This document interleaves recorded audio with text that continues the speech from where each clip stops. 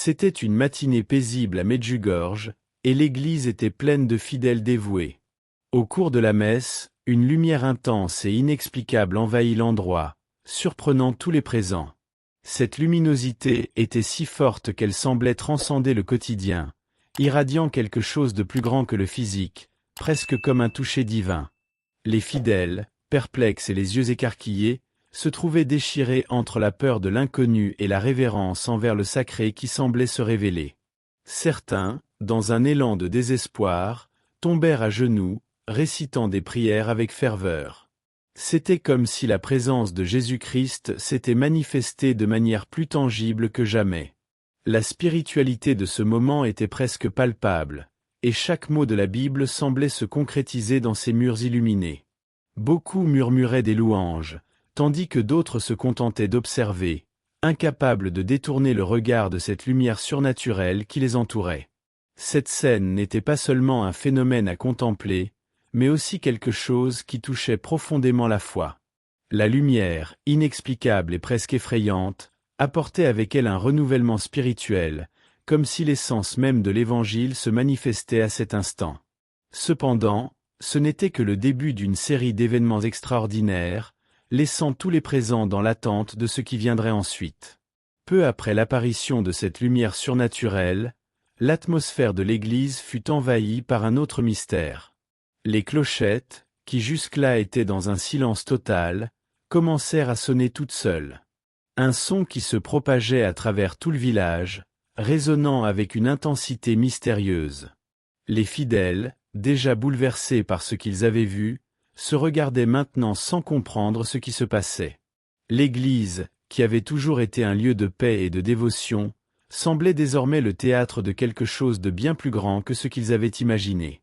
Le son des clochettes n'était pas habituel, il était plus profond, presque comme s'il appelait tous à une adoration spéciale, une convocation à la louange. Tandis que les adultes se demandaient si cela était un signe divin, les jeunes chrétiens s'unissaient en prière, essayant de comprendre la signification de ce phénomène.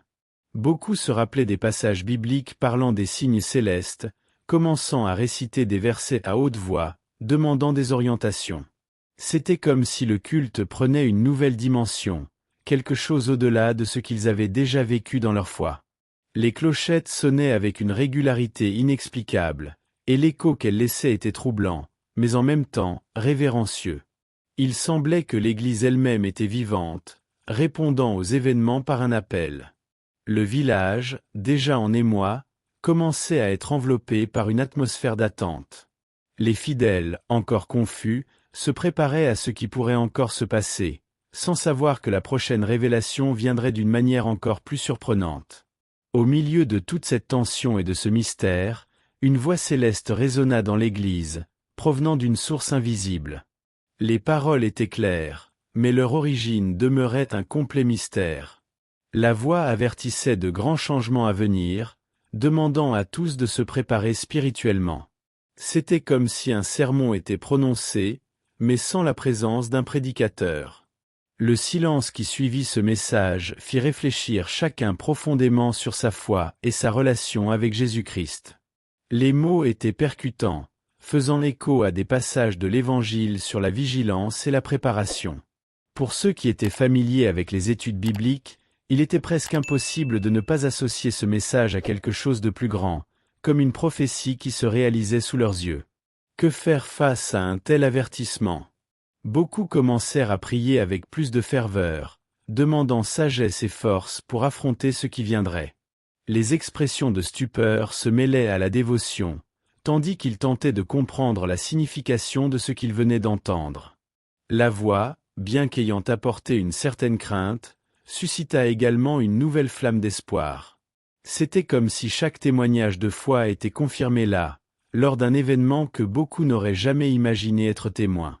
L'avertissement sur des changements imminents laissait une atmosphère d'attente, un sentiment d'urgence flottait parmi les fidèles. Tous se demandaient, que viendra-t-il ensuite? Les réponses n'étaient pas encore claires, mais le mouvement spirituel qui commençait la semblait à peine à ses débuts. Après le message prophétique, le climat à l'intérieur de l'Église devint encore plus tendu. Les fidèles se divisaient entre la peur de l'inconnu et l'espoir d'une révélation divine. Beaucoup s'agenouillèrent, levant les mains en prière fervente, demandant protection, pardon et sagesse. La sensation que quelque chose de grandiose était sur le point de se produire remplissait l'atmosphère, et les prières à voix haute commencèrent à résonner dans tous les coins, créant une ambiance de profonde dévotion. Certains, la Bible en main, récitaient des passages réconfortants, essayant de trouver dans la parole de Dieu du soutien pour ce moment. Cependant, l'espoir n'était pas unanime. Certains fidèles regardaient autour d'eux, le cœur rempli de peur, s'interrogeant si cela était un signe de jugement ou une épreuve pour tester la foi de tous. Les expressions d'incertitude, mêlées aux larmes d'émotion, montraient combien cet événement touchait profondément la spiritualité de chacun. Néanmoins, l'adoration ne cessait pas. La louange et la prière étaient les réponses que beaucoup trouvaient pour faire face au mystère qui se déroulait devant eux. Le culte, qui avait commencé de manière traditionnelle, prenait désormais des proportions inattendues.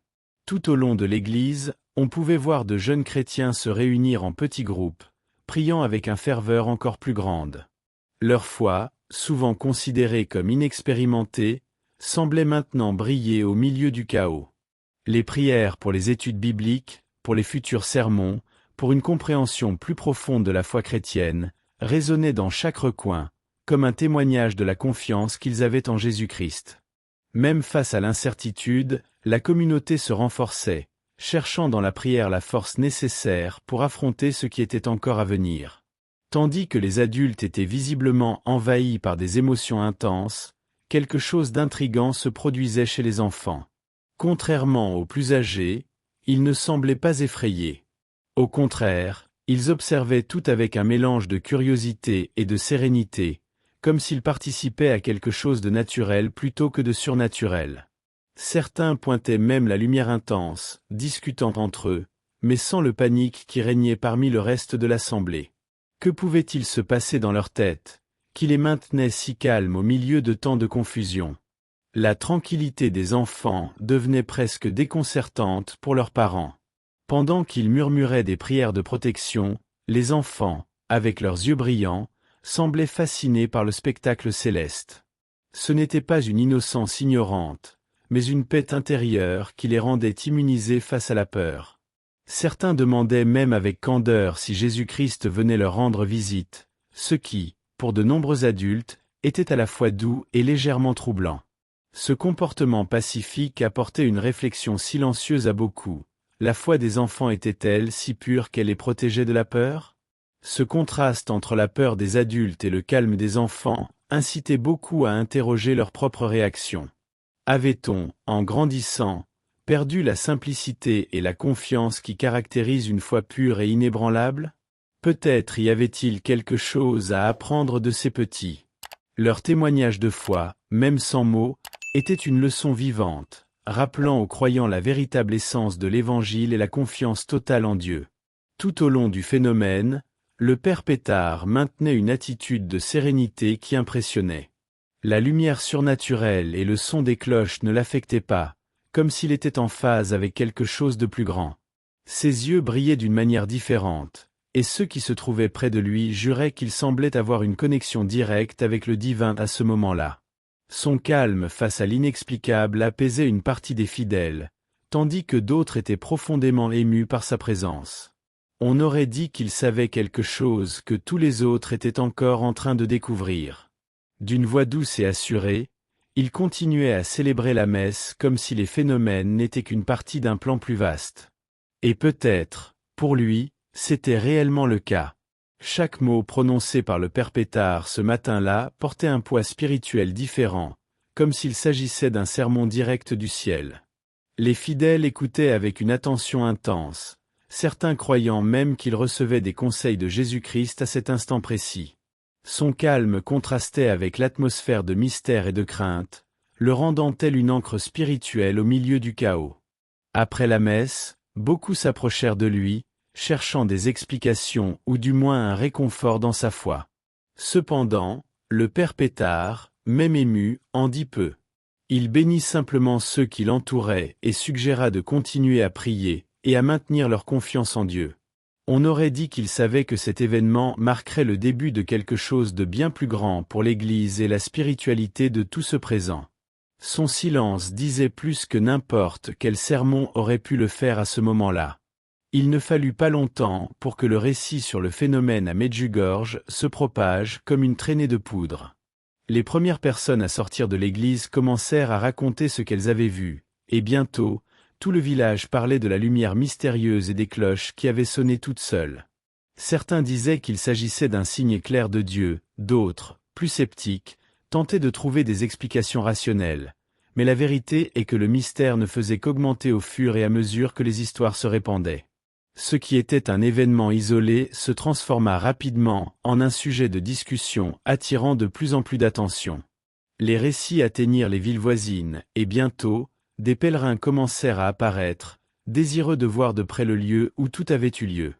Beaucoup cherchaient des réponses, tandis que d'autres venaient à la recherche d'un renouveau spirituel. L'église, qui auparavant n'était fréquentée que par des habitants locaux, se remplissait désormais de fidèles venus de différentes régions du pays, chacun apportant avec lui ses propres espoirs et attentes. Pour certains, Medjugorje était devenu un symbole de foi, pour d'autres, une promesse de miracle à venir. L'énergie du lieu avait complètement changé, et le village commença à respirer une nouvelle spiritualité. À mesure que le nombre de visiteurs augmentait, Medjugorje se transforma en un véritable centre de dévotion. Les pèlerins venaient avec des histoires de témoignages de foi, partageant des expériences de guérison et de révélation qui seraient survenues après avoir visité le site. En peu de temps, le petit village acquit une renommée internationale, attirant également des curieux et des journalistes. Cependant, plus que la curiosité, ce qui motivait les gens était l'espoir d'une rencontre avec le divin, quelque chose qui, pour beaucoup, devenait de plus en plus rare dans la modernité. Après l'événement, le père Petar Lubisic adopta une attitude de silence absolu, ce qui n'a fait qu'accroître le mystère autour du phénomène.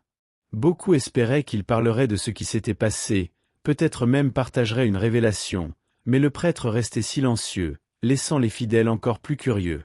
Lors des cultes suivants, sa présence devenait presque énigmatique, et son regard, autrefois toujours serein, semblait porter un poids que peu comprenaient. Dans ce cas, le silence parlait plus fort que n'importe quel sermon qu'il aurait pu prononcer. Même sans explication verbale, quelque chose dans les gestes du père Petar avait changé. Ses sermons, autrefois simples et directs, avaient désormais une profondeur spirituelle différente, comme s'il était en dialogue constant avec quelque chose de bien plus grand. Les fidèles remarquèrent ce détail et commencèrent à interpréter ses paroles avec plus d'attention. La Bible devenait une sorte d'énigme entre ses mains, et chaque verset lu apportait avec lui un sentiment d'urgence, une nécessité de préparation spirituelle. Bien qu'il ne prononçât pas un mot sur ce qu'il avait vu, son comportement reflétait une transformation intérieure évidente. Le silence du père Petar n'empêchait pas les autres de continuer à spéculer sur ce qu'il savait vraiment. Certains croyaient qu'il gardait une révélation divine, attendant le moment propice pour la partager. D'autres pensaient que l'événement à Medjugorje l'avait tant profondément touché que le silence était une façon de traiter ce qu'il avait vécu. Pourtant, la vérité est que ce silence alimentait le fervent religieux, et de nombreux pèlerins venaient dans l'espoir qu'il s'exprimerait un jour. Après l'événement mystérieux à Medjugorje, il ne fallut pas longtemps pour que le village devienne un point de pèlerinage mondial. Les récits de la lumière surnaturelle et du silence énigmatique du prêtre se répandirent, éveillant la curiosité des fidèles de tous horizons. Beaucoup croyaient que cet endroit avait désormais une énergie particulière, presque comme un portail divin. Les rues, auparavant calmes, se remplirent de pèlerins en quête de réponses, de guérisons spirituelles, et, qui sait, d'une nouvelle manifestation divine. Les églises de la région commencèrent à se remplir. Il n'était pas rare de voir des files de fidèles devant la chapelle principale, attendant de participer au culte ou d'assister au sermon du père Petar, dont la présence restait empreinte de mystère. Des groupes organisés de jeunes chrétiens commencèrent à promouvoir des retraites spirituelles sur place, et les études bibliques, déjà fréquentes dans la vie religieuse, devinrent encore plus intenses, alors que les gens cherchaient à comprendre ce qui se passait dans ce petit village de Bosnie. Medjugorje avait changé. D'un lieu tranquille, il était devenu un foyer de fervente spiritualité et d'intense dévotion. Les témoignages de foi se multiplièrent, et de nombreux pèlerins affirmaient avoir vécu des expériences profondes, ressentant la présence de Jésus-Christ de manière unique. L'Église, bien qu'elle soit prudente dans ses enquêtes, ne parvint pas à contenir l'élan des fidèles qui voyaient en ce lieu un sanctuaire de miracles et d'adoration. Peu à peu, le village s'affirmait comme un nouveau centre de spiritualité mondiale. L'enquête menée par les autorités ecclésiastiques à Medjugorje créa un climat d'attente et de curiosité parmi les fidèles. L'Église, connue pour son approche prudente face aux phénomènes mystiques, souhaitait comprendre en profondeur ce qui s'était passé. Beaucoup se demandaient, était-ce un signe de Dieu ou simplement une manifestation naturelle? Pendant ce temps, les cultes continuaient d'attirer des foules, chaque sermon du père Petard devenant un événement incontournable pour ceux qui cherchaient des réponses. Les homélies, désormais pleines de références aux expériences de Medjugorje, offraient un espace de réflexion et d'adoration. Les études bibliques devinrent plus fréquentes, et les jeunes chrétiens se retrouvaient immergés dans la parole, cherchant dans les Écritures une explication aux phénomènes qui avaient touché leur vie. L'Évangile, si présent dans leurs discussions, semblait acquérir une nouvelle signification à la lumière des événements récents. La foi devenait un thème central dans chaque conversation, et la prière s'intensifiait, de nombreux fidèles demandant discernement sur ce qui se passait. Parmi les récits, des témoignages émergèrent de personnes ayant, lors de leur visite à Medjugorje, connu des transformations personnelles les conduisant vers un chemin de spiritualité plus profond.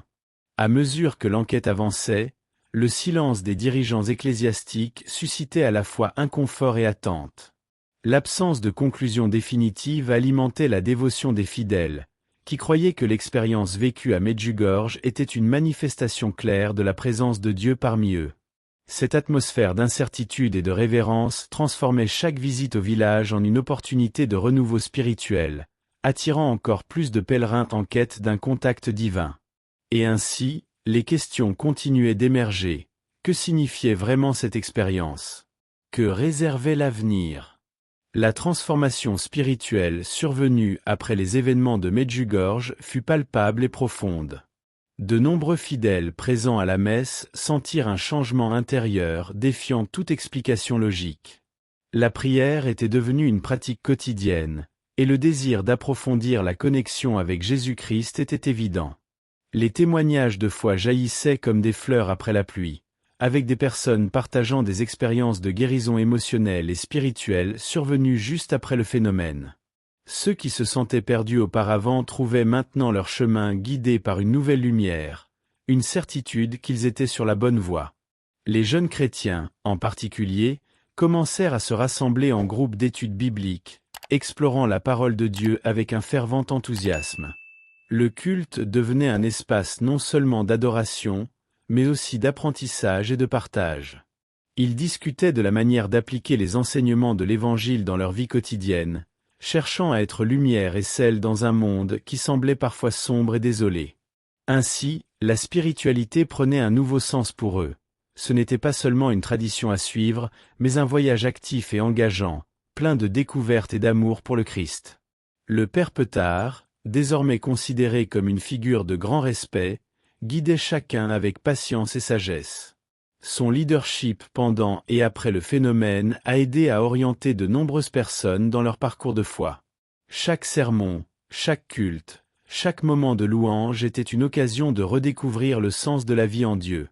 La transformation spirituelle à Medjugorje n'était pas seulement liée à un événement isolé, mais à un éveil collectif qui préparait le terrain pour ce qui était à venir.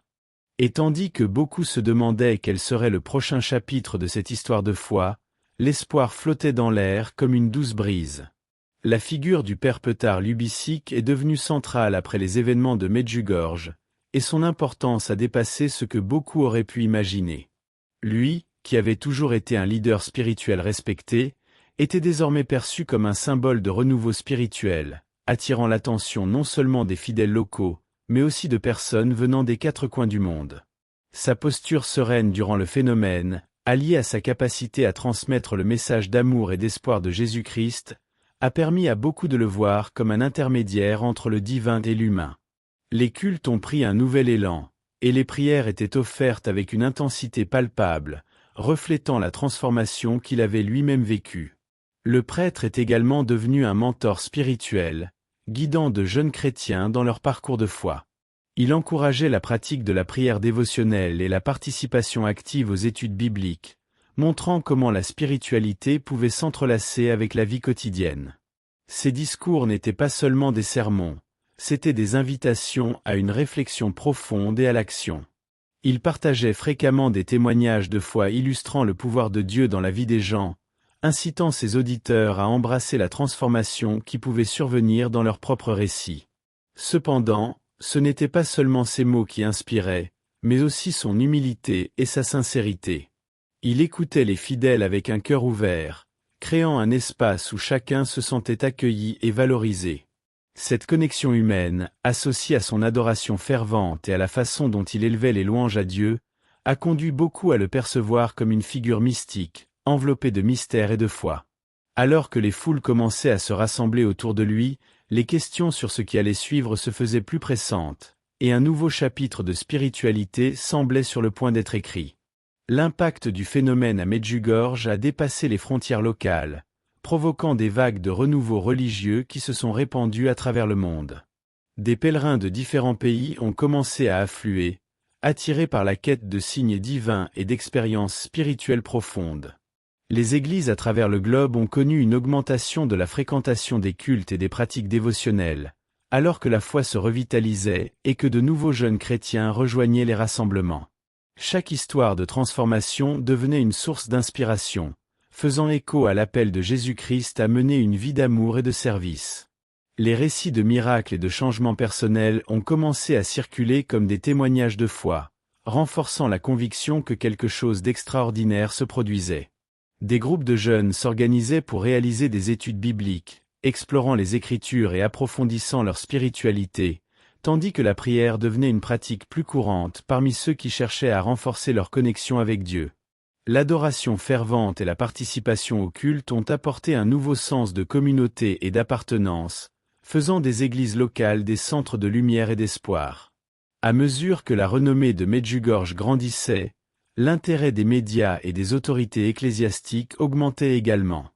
La quête de réponses concernant ces événements extraordinaires suscitait des débats et des réflexions sur la nature de la foi. Le christianisme, dans son essence, était en train de s'élargir et de s'adapter aux nouvelles réalités, tandis que les enseignements de l'Évangile prenaient de nouvelles interprétations. Les gens étaient invités à réfléchir sur leur propre parcours spirituel et à envisager comment ils pourraient, en réalité, être des agents de changement au sein de leur communauté. L'événement extraordinaire de Medjugorje a déclenché un mouvement spirituel mondial qui a particulièrement résonné auprès des jeunes. Le père Petar Lubisic est devenu un symbole de renouveau spirituel, inspirant de nouvelles générations à embrasser la foi avec ferveur et authenticité. Les réseaux sociaux et les plateformes numériques ont commencé à se remplir de témoignages de foi, avec des jeunes partageant leurs expériences et invitant d'autres à les rejoindre dans la prière et l'adoration.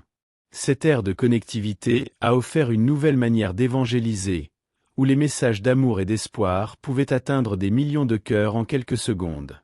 De plus, l'appel à la préparation spirituelle a gagné en force. De nombreux jeunes chrétiens ont commencé à se rassembler en groupes de prière, cultes et retraites spirituelles, cherchant à approfondir leur relation avec Dieu et à explorer le sens de la vie à travers la spiritualité. Les études bibliques, les louanges et les méditations sont devenues courantes, et la recherche d'une pratique de foi plus authentique était au cœur des préoccupations. L'impact de l'Évangile, désormais accessible à tous, a créé un sentiment d'urgence pour vivre selon les principes de Jésus-Christ, transformant des vies et des communautés à travers le monde. La nouvelle ère spirituelle qui émergeait reflétait également un désir de réponse en ces temps d'incertitude. Les messages d'amour, d'espoir et de résilience sont devenus un baume pour ceux qui faisaient face à des défis, et le témoignage de foi de ceux qui avaient participé à l'événement à Medjugorje offrait un modèle inspirant.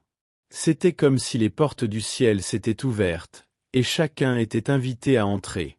Cette connexion renouvelée avec le divin encourageait chacun à rechercher sa propre transformation, menant à une société plus unie et centrée sur des valeurs spirituelles.